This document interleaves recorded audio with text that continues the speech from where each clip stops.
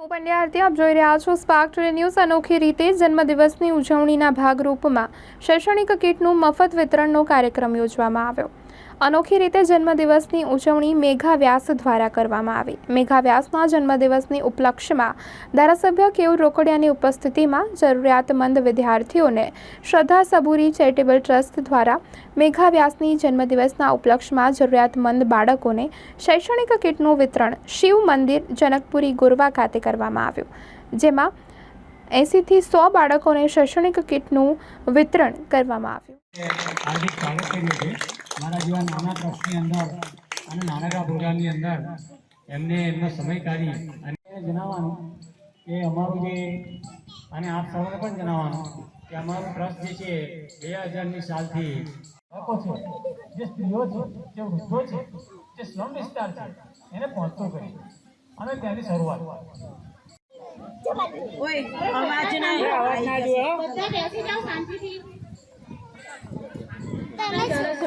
ટ્રસ્ટના પ્રમુખ છું અને મારા બાજુમાં ઊભા છે એ મેઘાબેન બેન કહેવા પડે છે, પણ મારા વાઇફ છે, ધર્મપત્ની છે, મારા અર્ધાંગીની છે।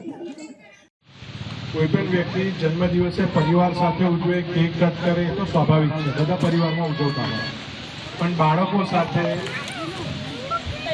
આટલા બધા બાળકો સાથે જન્મદિવસની ઉજવણી કરવાની અને બાળકોને નાની મોટી ભેટ આપવાની આવા વિચાર સાથે જન્મદિવસ આપે ઉજવે છે, આપને આપણા ટ્રસ્ટને બંનેને હું ખૂબ ખૂબ શુભકામનાઓ।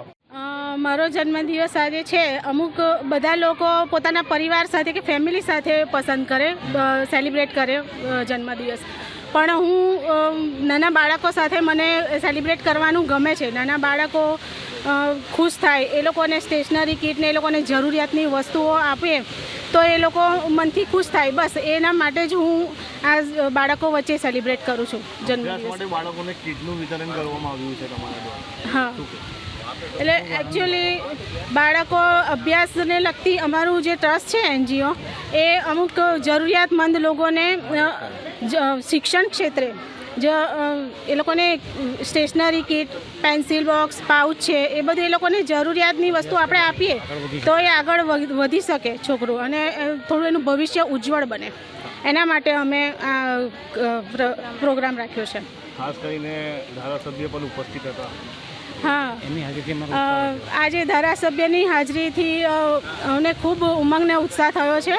એમનો ખૂબ ખૂબ આભાર જે અમારા પ્રોગ્રામમાં હાજર રહ્યા અને અમારો પ્રોગ્રામ સફળ બનાવ્યો।